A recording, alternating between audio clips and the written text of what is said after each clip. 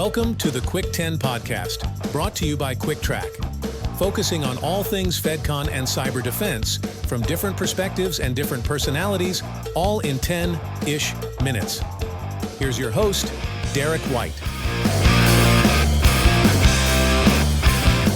Welcome back to another episode of the Cuick 10 podcast. I'm the host, Derek White from Beryllium and Cuick Trac, and we are live and in person here at a CMMC focused conference.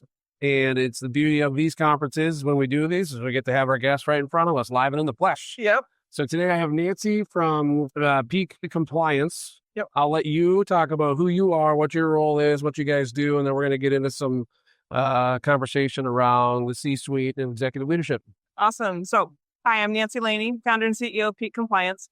We do one-on-one consulting, but what we've really shifted to is we're moving all of our consulting content into a coaching platform so that OSCs, people wanting to get certified, have the ability to consume the coaching at their own speed. They can manage it on their own time. They don't have that high cost of a one-on-one consultant, and yet they still get that expertise. It comes with toolkits and templates that you just customize. So it really helps you, really, especially if you have the technology already installed, but you really don't have all that paperwork, you don't have those processes, then it really gives you a chance to hardwire that in so it's changes your culture. Yeah. And the world was different. I'm trying to think of when we met originally. I want to say it was in San Diego. So we talked about that, right? Yeah. So that was 3 years ago. I think it was 3 years ago. 3 years ago. Yeah, I mean, that's how fast things go. It's amazing. But that was one of the first conferences that, credit to the CEIC conference back then, because that was the first implementation. And the conversations back then about implementation at the executive leadership side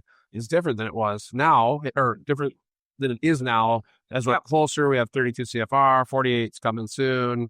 How have you seen that from your guys from business, where you guys are seeing focus and attention that has really changed the last, say, 12 months? That's a great question, because what we really see with leadership is that this has really turned into a transformational change for an organization. And, in the past, they were sending this off to IT and saying, this is a cybersecurity thing, it's IT, IT can take care of this.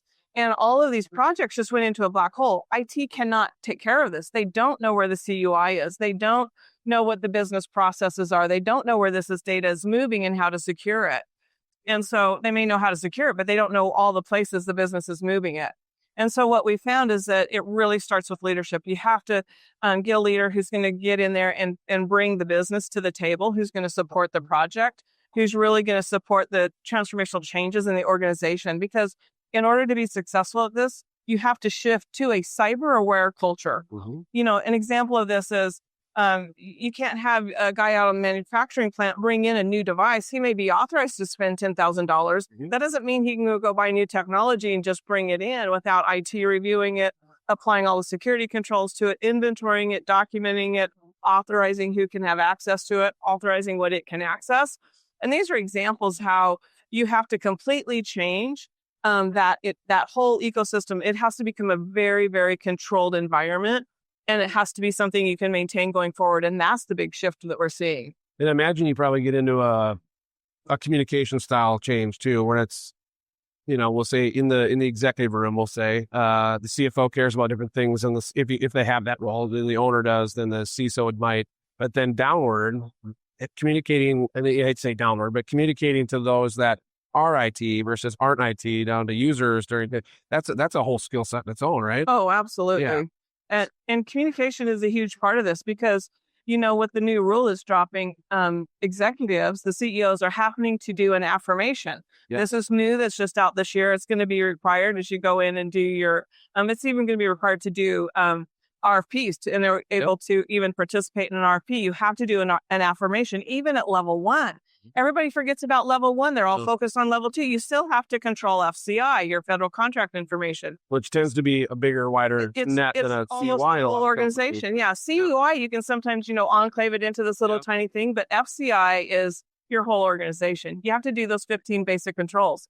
And the reality of it is, if you're an executive, are you really going to affirm and sign a document saying, yeah, we're doing these things, if you don't have any proof, if you don't have any evidence? And in the past, FCI was just kind of like a checkbox. Now you have to do a real affirmation, and you can't hand that off to IT. And you want to do a true self-assessment. This shouldn't be like, Hey, Derek, do we do these things? No, it needs to be much more formalized. You need to actually have policies governing all of that in order to be able to prove that you're doing it. And it needs to be something that will sustain through the organization, even if you have staff turnover. And we see that folks are leveraging a lot and relying on individuals to get this program in place. But if you don't have the processes and the policies and the documentation, then if you have staff turnover, all of that organizational knowledge walks out the door, and now you're at risk. Yeah, single point of failure has been a big focus on, specifically from the feedback from the assessments in the last 6 months.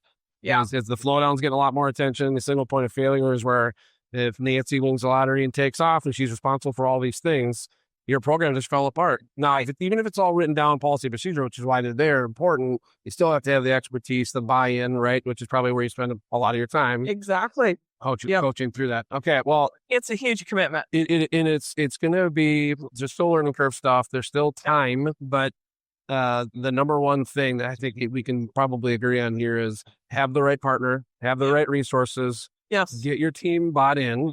The CMMC is just one thing. There will be other focuses, AIs, other things that are going to come up where there's competing priorities everywhere. It has to be a core part of your business, foundational, as they keep saying from the DoD's perspective. It's right. So I'll take your step aside for a couple minutes. We can sit here and talk forever about this. Where do we want to send people that are watching and listening so they can connect with you to learn more about Peak Compliance? You bet. You can go to Peak Complyance, spelled with a Y.com. We also are giving away a free level 1 tool. You can go to peakcmmc.com/tool, and you can get a free worksheet there and a free little lesson on how to get compliant on public posting. So we're just, giving it back to the system to kind of help folks just get a jump start. Love it. Love it. Love it. Free stuff is always welcome. Yep. All right. Well, thank you, everybody, for watching again. Catch us next time. Nancy, thanks. You bet. Thank you. Thank you for listening to this episode, and make sure to subscribe to the Quick 10 podcast wherever you get your podcasts, and check us out on YouTube as well. For more information about Cuick Trac, visit our website at www.cuicktrac.com. That's CUICKTRAC.com.